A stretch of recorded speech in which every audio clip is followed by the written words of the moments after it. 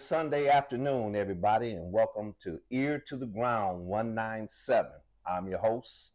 My name is Bryan Foley, and we're broadcasting live down here at Blackstone Bookstore and Cultural Center, located right in beautiful downtown Ypsilanti, right across the street from the public library. And who I have next to me is this very lovely lady, my friend, Miss Kallista Walker. And we're in Blackstone Bookstore and Cultural Center, and we just happen to have the owners here. Carlos Franklin standing over there. My brother over there, good brother, Kip Johnson. He about to get in trouble because it's the Queen's birthday. It's Queen Athena's birthday, and we trying to figure out what he doing up in here, you know, everything. But and we got right here, we got Five Stones video. Digital. Five Stones digital. Got my man right here, Jason, and Bryan with a Y up in here. And we doing a little something special, a little something different this afternoon, you know. But we got Our Community Reads, the founder of it, my sister, Kallista Walker. She had me doing something earlier. She actually had me do the live video read and stuff like that. I messed up a couple words and everything and all kind of stuff, and she let me get through that and everything. But Kallista, how you doing this Sunday morning? You know, you had a flat tire. You a little flabbergasted. Just a little. Carlos picking with you and all kinds of stuff, right? As he always does. How you doing, sister? I am wonderful. Okay. Actually, the sun is shining. It's beautiful. That always makes everything better. Yeah. It makes you dream of spring. Okay. You know what I'm saying? Even though it's still a little snow out there. Just a little bit. And I love being in Blackstone. Okay. You know, I used to love going to the Shrine of the Black Madonna down in Detroit. And so Carlos and Kip and Athena, they brought that to Ypsi. Okay. And I will forever be grateful. I come down here all the time and stock their books. You know, before we get into this, I got to thank our sponsors. We got a new sponsor, and it's a sponsor who helped out Five Stones Digital called King Lucky Audio. So we want to give a shout out to King Lucky Audio. Now, King Lucky Audio, right? You see these things that me and Kallista got on right here? These is transmitters, repeaters, microphones. They do something. You know what I mean? But they kind of expensive and all that kind of stuff. They look fancy. But King Lucky Audio, they supplied these to the good brothers up in here at Five Stones Digital. And we just want to give a shout out here. We moving up. We are. We got lights up in here. We got all kinds of stuff over here. We like a real production and everything. Brothers got their shirts on and stuff, you know. Folks came by to see us. Right. You know, all kinds of stuff. You know what I mean? So we want to thank King Lucky Audio for supplying us this technical piece of equipment and stuff like that. But we always got to thank my sponsor, my sister, Miss Tracy Davis. Miss Tracy. Tracy Sweet Touch Production. You can find Tracy Sweet Touch Production on Facebook. You can find her up underneath Tracy E. Davis or Tracy Estella Davis. She makes all of our gifts, all our supplies that we can give to our guests and everything. She hooked you up so many times. She done made bookmarkers for me. Bookmarkers. She got some bookmarkers and some notebooks over here for Blackstone Bookstore and Cultural Center. I'm going to supply them to. But we want to thank Tracy Davis of Tracy Sweet Touch Production. We always got to thank Jones Cleaning Service, owned by my good brother Emmanuel Jones, where his motto is, we clean it right. That's Jones Cleaning Service, where his motto is, we clean it right, owned by Emmanuel Jones. And of course, without a doubt, Blackstone Bookstore and Cultural Center. What the address on the door is there? 214 West Michigan Avenue, right here in beautiful, sunny, right now, downtown. Look at the sun. You see it shining on me right there and everything. It's nice out there. Soak it up. It's soaking it up right here. Yeah. Blackstone Bookstore and Cultural Center is owned by Carlos and Andrea Franklin and my brother in here right now, and Athena Johnson.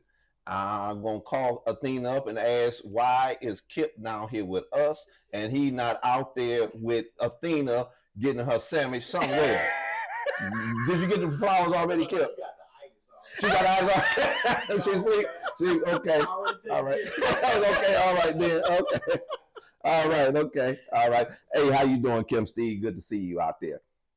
Kallista, Yes. You had me, we did a little production early with our community reads, and you had me read this book called Slow Money is Better Than No Money, written by Rashad Patterson. Yes. And that was a deep book. It was very. You know, I related to that because couple characters in there. The main character, he was working at a restaurant, a hamburger joint. Yes. And the two brothers, young men, on the street, they was kind of giving him a hard time because, you know, he had a square job, making burgers and stuff like that, right? Absolutely. And they was on the street grinding. Yes. They didn't show what they was doing or what they were selling. But we know. But we know. We know. And they was harassing. And I don't want to get a story away from y'all because it's really it's a children's book. Yes. But everybody can relate to it, right? And I related to it because I started out like that. You get what I mean? Like the main character. Okay. Working a square gig. You get what I mean? And doing that. But it was just something about them streets. And that fast money. And that fast money. Yeah. And, you know, I got into that lifestyle. And I ended up with them two brothers ended up too in there. You get what I mean? Locked up, my freedom taken away from me on a few occasions. Yes. You know what I mean? Now, I don't know if you check my jacket to know that was me in there, but that book was so applicable to what's happening today. You know what I mean? Yeah. So anyway, I said, hey, Carlos, I said, she looking at my jacket. She know what I'm saying? Like that. And she gonna have me read this book. She was gonna have me read this other book, right? And it had to do with the liberation of what was it in? She was a queen, she was over in Jingo. I'm trying to pronounce her name. Ndongo. And I had to rehearse the words all the way and everything. And she didn't want me to read the book because she thought maybe I wouldn't be able to pronounce the word. And I was up all day talking about Ndongo. I had it together. You know what I mean? So anyway, she gave me a simpler book, and you got in trouble with the Athena the other day. But yeah, you got in trouble with Athena. We're going to give you simple to read. Yeah. Anyway, we had a good turnout yesterday at Park Ridge Community Center, right? Yes. Tell us a little about that, because Anthony caught me off guard. I didn't know what I was coming up there for. He just told me to come up here and support y'all. Tell us what was happening yesterday. Okay, so first I'll say our community reads falls under the umbrella of the Topaz Project, which most people, I don't say that part very often, but the Topaz Project was actually mentally created probably 2019. I wanted to do a basketball breakfast, and it was to honor my mother, the Topaz Project, because she was a huge child advocate. Yes, she was. So pandemic happened. That's everybody's story. Shut everything down, right? And so it just sort of festered. And so fast forward, we started a Queens Club, which I did with Talia Edgar, who does all my flyers. So if she's watching, thank you, Talia. I love my flyers. All right. And then I sort of got an idea for Pharaoh's Club, right? And I just wanted to empower our young people. I grew up going to the Boys and Girls Club downtown Ypsi, and God just kept bringing those memories back to me, going to, to the party on Fridays and going to the big White House, the lunches, and all the people that would go down there and all that they poured into us as young people. And so I was like, I'm not sure why I'm having all these thoughts about this, but the Pharaoh's Club and the Queens Club were born out of that. And we were about to launch the Pharaoh's Club at the beginning of this year. I had a conversation that changed everything with Anthony Williamson. And we decided to combine what he was doing, which was Young Men of Purpose, with our Community Reads Pharaoh's Club. So Washtenaw Community College and our Community Reads collaborated, and now we have Pharaoh's Club, Young Men of Purpose, and we meet every Saturday at Park Ridge Community Center. And it is for 4th graders to 8th graders. I want to include 3rd graders, but that's a battle between me and Anthony. Okay. So we're going to leave that there. Leave it right there. But yeah, so it's for 4th graders to 8th graders for the most part. And, we're going to have tutors, and we talk about Black history. And it's really to surround our young men with other positive Black men who can pour into them, which I think is something that is really missing, that bridge between our men and our boys. A lot of boys don't grow up with that. And we see it every day, the impact of them not having it, right? Somebody to just bounce off ideas off of, to actually see how men carry themselves. That's a powerful thing for a young guy growing up. Just to see how he put on his tie, just to see how he handles anger. If you don't see somebody modeling things for you, where are you going to learn it, right? And so yesterday was circle time. I didn't know what I was getting into when I didn't walked either. in. I didn't have not a clue, right? Yeah, so for the last few Saturdays, it officially started February 5th, which was the Saturday after my birthday. And we normally have between 6 to 8 young men there. Mm-hmm. Anthony was like, Kallista, you just get the young men here. On the 26th, I got you. Right. I was like, okay, I'm not going to ask. Was yesterday the 26th or the 27th? It was the 26th, I think.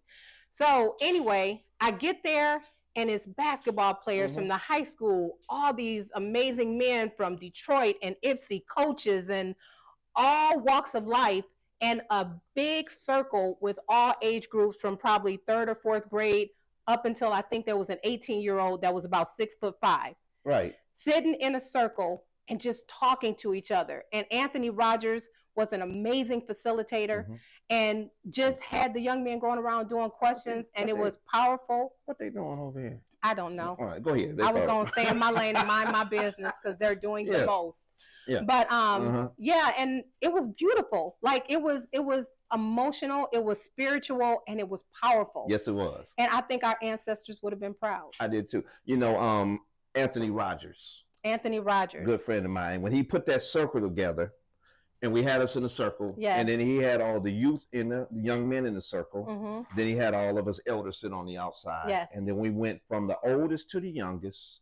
And that was an enlightening experience to me, because not only were we pouring into our young men, they had the opportunity to pour back into us. Absolutely. And we got to give a shout out to Coach Charles Ramsey, head coach of Ypsilanti Community Schools in Grizzly. He brought the entire basketball team out. That's who those was. That's who. Okay. Right. Okay. He brought the whole basketball team out, and they showed up. And everybody, and they were present, and they participated. We had a Yes. real good time up in there and everything like that.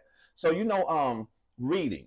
Yes. The importance of reading. And I'm making it personal. You know, I graduated from Ypsilanti High School in 1978 with an 8th grade education. Okay. Okay.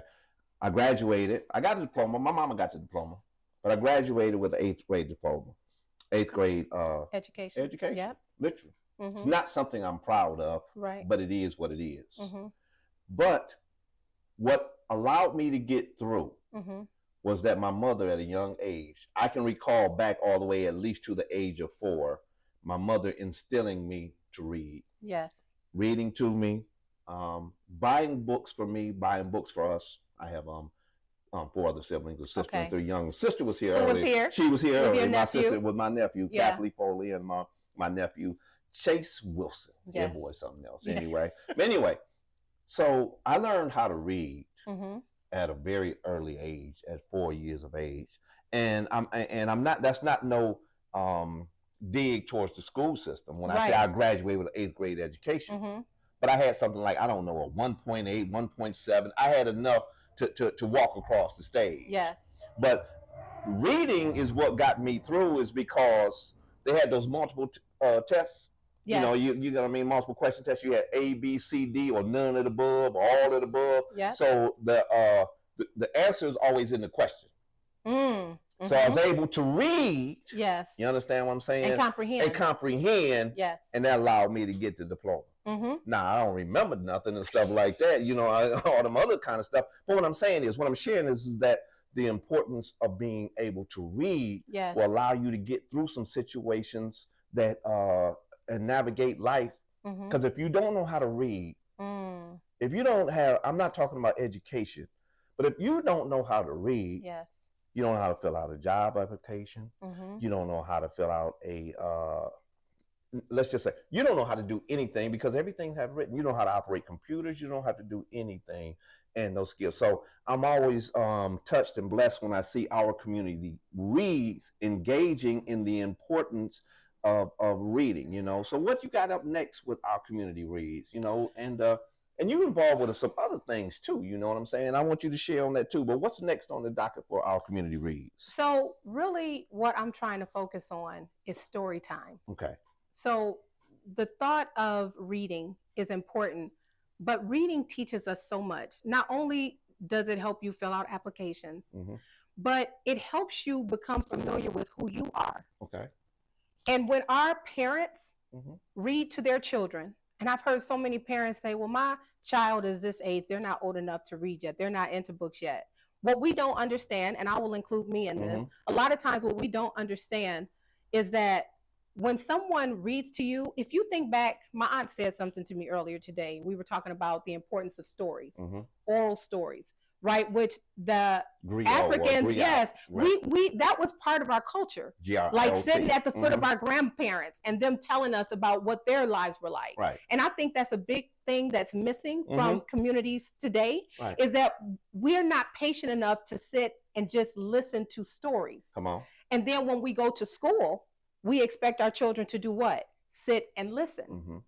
So if we can cultivate an environment at home and make it a habit where we are reading to our children, it helps them to take the time to slow down, to listen, and it can help them fall in love, and it can help them associate reading with love. Okay. Reading with love. Yes. Okay. If you can associate reading with love, guess what you will want to do? Don't we all like to do things that feel good? I know I do. So we all want to be, I'm not going to say we all, I think it's important to feel seen, valued, and heard. All right. Right? And so if you are reading a book, like I'm sitting here looking at Bad News for Outlaws, right? I'm eyeing that book because it's a beautiful book. If we can have books. You seen that earlier. I did, and I can't stop looking at it. Well, let me go over and get it. Let me get over and get it. I don't trip on no wires and nothing like that. You know, my show, I can do what I want to do. I can go over there and, you know, we can go over and do that kind of stuff, right? Okay. All right. Okay. What's that? All right. So this is why I'm addicted to books. So all right. Okay. I think it's very important that our young scholars see books where they can see their history, first of all, because there's a lot of things that schools are just not going to teach you. Come on. And I'm not, like you said, putting a dig on the, but history and certain things should start at home. But if you don't know how important it is, you don't know to start it at home. Right. If that's not what your parents did. So what I love is finding books that encourages families to cultivate story time. Okay. And I know sometimes it may be a little intimidating to go to a bookstore if that's not part of your norm. And I'll put me, for instance, I didn't grow up learning how to cook. My mother didn't make me get in the kitchen and learn how to cook because she had to, right? Okay. So when I finally decided to start cooking, I was intimidated of my own kitchen that I was paying a mortgage to have. And you ain't know how to cook? Hold on, don't. Well, I'm just, I'm making it plain now. I need you to keep the main thing the main thing now. Hey, Carlos, what were we talking about that fella? We need to have a what? Anyway, so, but what it really showed me is that I would literally, and this was when my mother was still on this earth, I would get intimidated by going in there and the thought of cooking a real meal. Like heating up nachos, I could do that. Okay. But cooking chicken, I didn't want to get stuff on set. Right. That's sacrilegious. I know. Well, it is what it is. That's my truth. All right. Okay. So, but it was intimidating to me, and it was my house. I learned how to read that in the dictionary. It's sacrilegious. Oh, Jesus. Okay. All right. Come on. I can't. So anyway, I was just thinking that if you are not a person who goes to the bookstore or goes to the library, sometimes it can be intimidating to ask questions. Like, can you help me find this? We don't want to look stupid. We don't want to sound dumb. And I brought some books because I wanted to share some books that people can start out with. So right now I want to make it personal. If we're going to talk about literacy, I don't want to just talk about it. I want people to say, oh, okay, what was that book she had? I would love a list beneath this live where people can see these books. Yes, you can go on Blackstone, go on their website. You can order these books. Come down to the bookstore. Look around. Let your kids look at the beauty of these books. You know what I mean? Right. Because it's so many. Yeah. And he's constantly getting in new ones, and you can probably order books. I'm sure if you see a book, I follow a lot of pages on Instagram that talk about diverse books. And I take pictures of them. I have so many screenshots in my phone, it's crazy. And I order them. I'll come down here and I'll get them. Or people gift me books. Right. Erica Burrell is one of my favorite authors, and I have some of her books today. So one of the things that I want to do is I want to introduce good books to start out with, so that and a lot of people don't realize, like that story you read, picture books are not like they were when I was young. No, I was raised. Yes, I was raised on Dick and Jane. Puff. Dick and Jane didn't look like me. Spot, no. Well, Penny, they brought Penny and Pam. Yeah. And Mike. Right, and Clifford, the big dog. I appreciate Clifford. Clifford didn't look like nothing in my neighborhood. We got I grew up on Bell Street. Yeah. Clifford was a big red golden retriever. I appreciate Clifford for all he do. Red nose. Dr. Seuss, salute to you. Right. However, I didn't grow up with books talking about the Marshall. Right. You know what I'm saying? I didn't grow up with books talking about Where Would the World Be Without Black People, which is one of my absolute favorite books by Erica Burrell.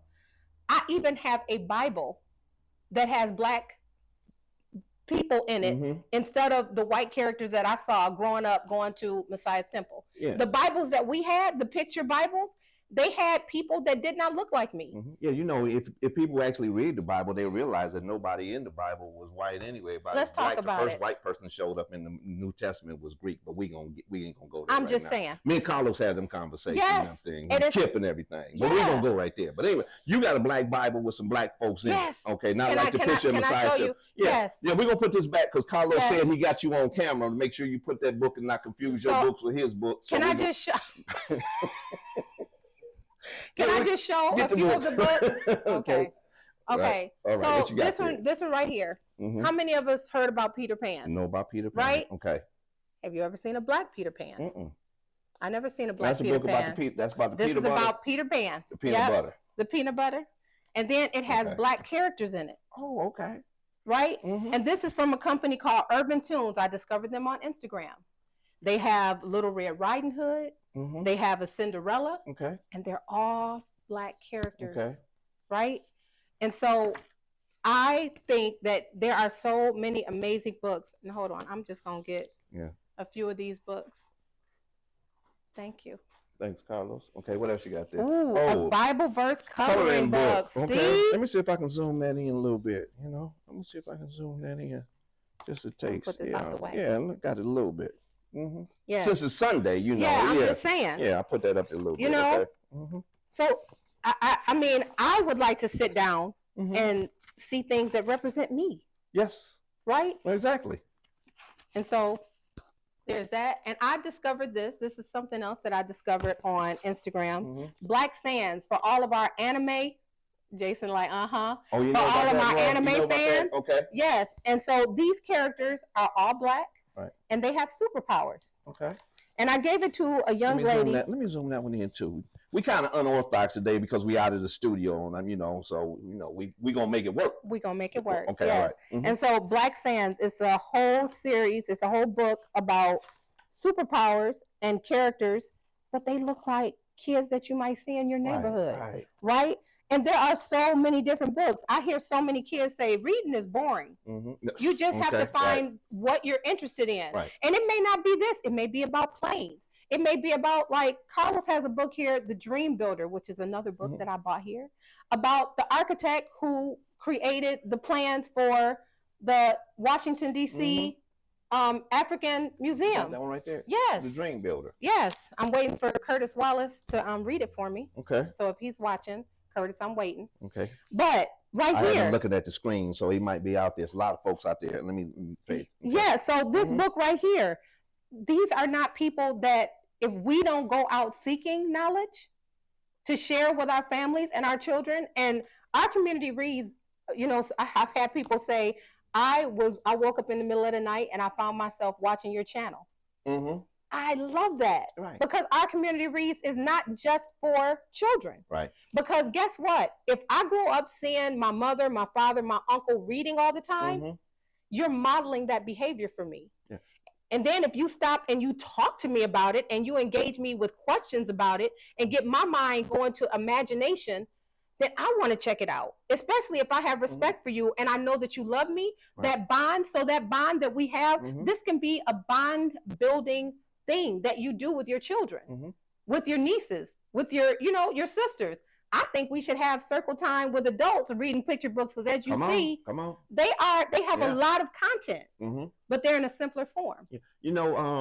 Wow, you really making this, breaking this down to the science. You get what I'm saying?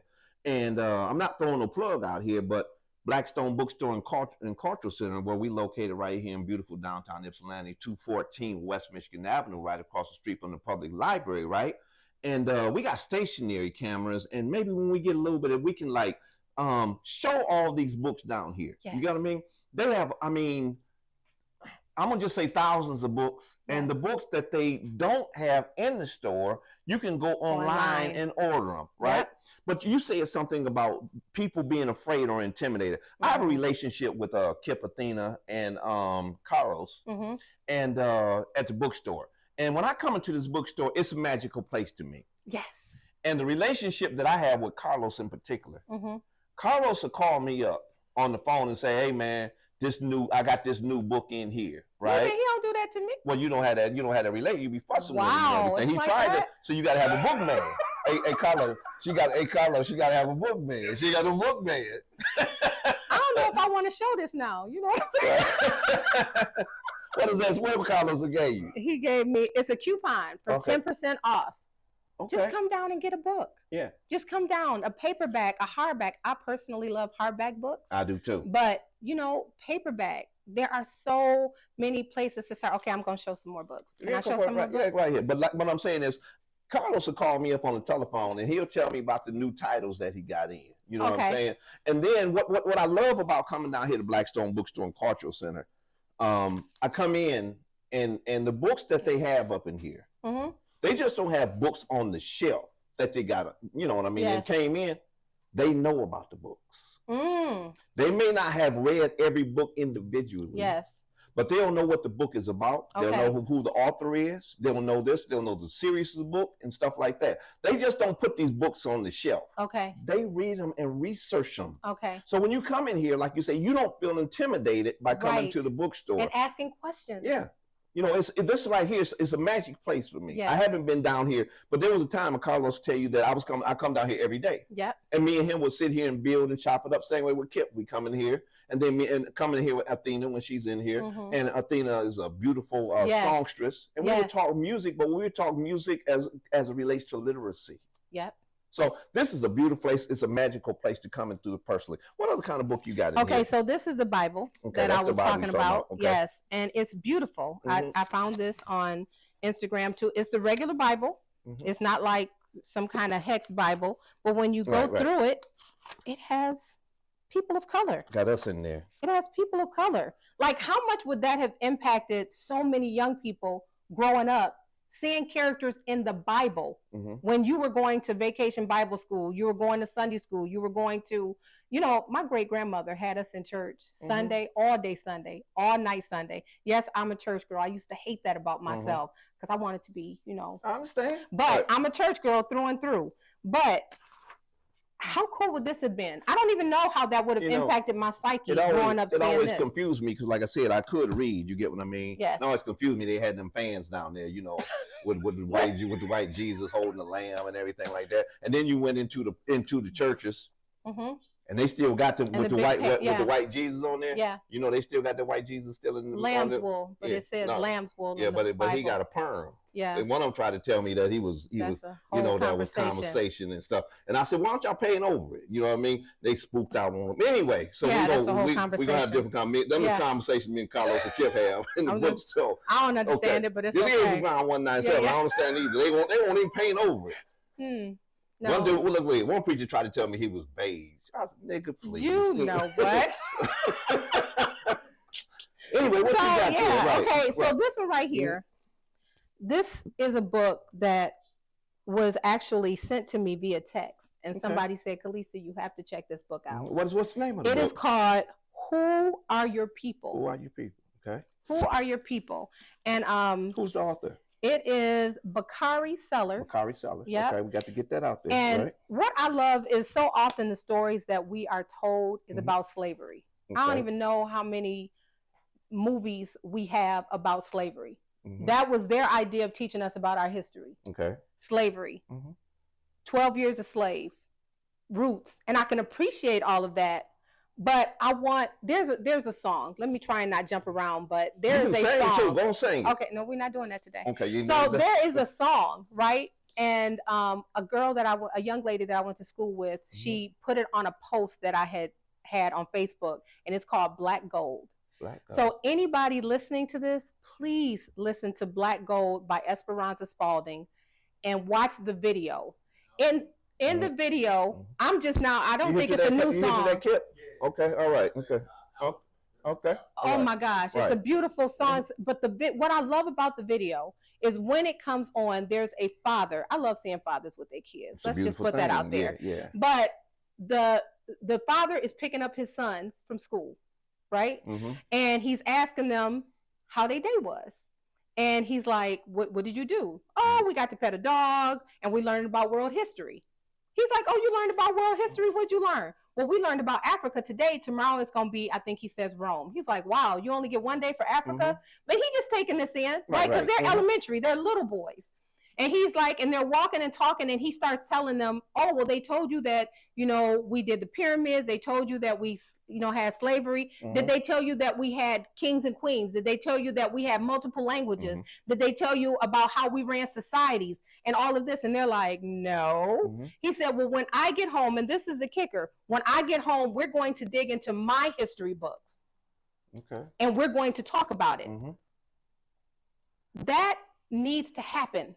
Okay. We need to learn our history so that we can share it with our young people. That's what you're doing with our community reads and with building kings and queens, the Pharaoh's Club, and Queens, and stuff like that. And we got another brother out there who what's our brother's name? Daryl Johnson. Daryl Johnson. Yep. Right. You get what I'm saying? So we got a lot mentor to youth. Yeah. So we just got to pull this together, and that's what Ear to the Ground 197 does. Is that we get everybody here via video, Facebook Live, and YouTube, so we can talk about these things collectively and stuff like that.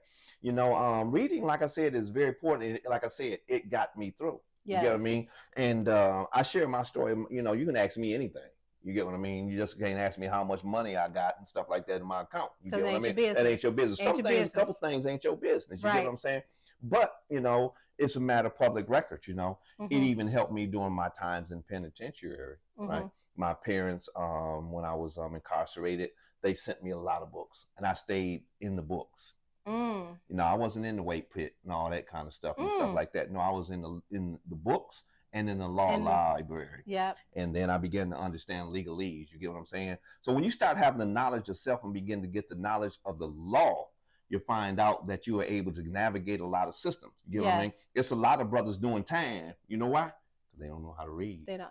You know, I remember a brother, he was there and he had me read his paperwork, right? And he didn't know what his words were. So I was reading his paperwork, and he said, bro, Bryan, man, what does this word complicit mean?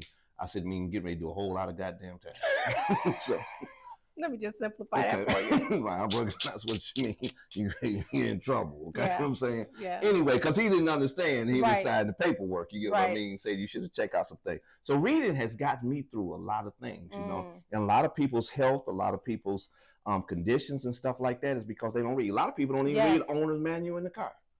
And there's a lot of information in that car.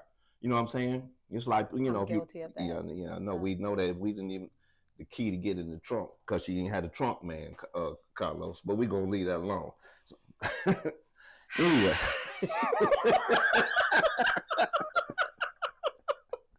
This is Ear to the Ground 197, and we're broadcasting live from Blackstone Bookstore and Cultural Center. We got some brothers who share they got some good camera equipment set up in here. We're going to do some things with it. 5 Stones. Yeah, 5 Stones Digital. My man Jason over there on camera 1, producing over there behind the scenes, and my man Bryan with the Y spelled just like mine, you know. Yeah, we was affiliated with him when we did the Frog Island Jazz Concert Series. Oh, okay. Yeah, that's the brothers who put that together. They did that broadcast. That series was awesome. Yeah, we'll be back again next year and stuff like that. But anyway, we got to thank the people who supplied these right here is King Lucky Audio. Yes. King Lucky Audio. We got these things. I might get me some of these. I hope I didn't turn it off. I'm too loud on there and stuff like that. Why are you touching it? Why are you touching it? Because I do stuff like that. You know what I mean? You're probably scruffing up his numbers going up loud and stuff like that. Shut up and everything right there. King Lucky Audio. King Lucky Audio. Yeah. It's catchy. Yeah, it's very. I like that right there. They supplied that. And we got to give them a shout out. Also, we got to give a shout out to Emmanuel Jones of Jones Cleaning Service, where his motto is we clean it right. That's my brother. He does commercial, industrial cleanup, and does residential too. That's Emmanuel Jones. Also got to give a shout out to my sister. She out there right now. She reminded us to type into the chat box. It's not still too late to do this if y'all type Y1 into the comments. Why did they put Y1 in there? Because I believe in Ypsilanti first. That's why we have Y1 in there. Also, we ask that you hit like and then we hit share. Why we do that? Because the program that I had with that camera right there, brother, that Mevo camera, as much as it does all that kind of stuff, I can't tag people in. So it's a beautiful thing that we got these brothers from Five Stone Digital. Yes. We got Kallista down there so that we can get this information out. It's important that we get this information out because we're talking about one of the principles, one of the essence of the human experience, and that's the ability to read. Yes. So we want to get all this information out. And then, of course, we got to thank Tracy Davis of Tracy's Sweet Touch Production. Absolutely. She supplies all my stuff and everything like that. She gets all the gifts to our people and everything. She makes keychains, key rings, cakes, mugs, cups, coats, hats, everything. Automobiles, planes, She's so creative. Everything she do that. Tracy Davis. You can find her on Facebook at Tracy E. Davis or Tracy Estella Davis. Then finally, we in here live with my brothers, and I mean that from the purest sense. Mr. Kip Johnson. That's my man over there, right? And then my main man over there. Not that you ain't my main man, Kip. My main man, Carlos Franklin. Right. Kip, call me up sometime. Tell me when you got a book in. Blackstone Bookstore and Cultural Center, where my friend right here, Miss Kallista Walker of Our Community Reads, are sitting down live right now. Kallista, we ain't gonna hold up these people too long because it's a Sunday. Yes, it is. People when they out here, but before we close out, give us a good word on the importance of reading and what you got up, what you think, what's happening, you know? I just want people to understand, first of all, you're never too young to start reading. You're never too young, and it's never too late. It's never too late. I literally went to the library the other day because sometimes if we're older, we think that it's too late for me to do this. It's too late for me to do that. I'm just going to go ahead and make it do what it do. It's never too late to be who you always wanted to be. So there's books out there that if you are not a strong reader, if you don't really know how to read, and you've just sort of been shuffling along, you find yourself being a mother or father, but you don't really know how to read. There's books that you can literally push, and it talks to you and tells you when to turn the page, and you can follow along with it as it talks to you. It's a new thing. They have it down here at the library on Michigan Avenue. I'm sure they have it at the one up on Whitaker Road. And it's never too late because I work for Ypsilanti Community Schools. Our children need to see us modeling the behavior that we want for them. I think we put way too much on our children because we are in a space where we don't know that they need it. We don't realize how much this is impacting their habits. And what does habits do? Habits become your life. When you were reading the book that you just read, if you really listen to it, the young man had habits. He went to work 15 minutes early every time he had to work. That was a habit. He went home. He watched TV for an hour. He didn't stay on the game all night. He didn't stay on the TV all night. He got rest. He put away 70% of his paycheck and lived off of 30%. These are habits. When you cultivate good habits, it helps you cultivate a better life. I'm not saying it erases everything, but the habits that we cultivate when we're young and those that we see modeled before us, they impact us in such a huge way. And literacy is necessary. If we are going to have stronger sense of who we are and stronger men and more compassionate men and, you know, more compassionate women, we need to have books that reflect who we are and who we want to be. Poetry, you know, history books, sometimes fun books, things to just make you laugh. We need all of that. Just start. Just start. Invite your friends over and just start. Be like, I found this book, especially if you can find friends that don't judge you. You know, I just bought a book that talks about boys dance too. And the book is about a boy who loves to dance, and he announces that he loves to dance in class, and the class starts laughing at him. My mom said dancing is for girls. Why are you dancing? And when you're young, stuff like that shuts you down. Yes, it does. And maybe that is your way out. Maybe it's not football. Maybe it's not basketball. Maybe it's dancing. Maybe it's like being an electrician. Maybe it's being an HVAC technician. Maybe that is your gift. But sometimes when you don't see it reflected in your family or you don't hear about it in a book, that part of you stays dormant. And I think that's one of the saddest things. Yes, it is. So just start. Yeah. You know, before we get out of here, this place right here, you was here the other day. I was. Right. We had the governor of the great state of Michigan. Yes. Miss Gretchen Whitmer. Yep. And we was invited down here. I didn't know it was happening. I know a lot of people. That's a whole nother story. Oh, you crashed. I saw Auntie Mare. Okay. Lois. I was coming out of the library. Mm-hmm. I saw her crossing the street. Mm-hmm. And I was just like, I just wanted to go bother her because I adore her. And so I walked across the street and I walked up. Yes. And I was like, what are you doing? And we was just walking and we was walking hand in hand. No. Oh, because she couldn't tell you because it was a top secret. No. It was a mission. No. Am I telling the truth, Carl?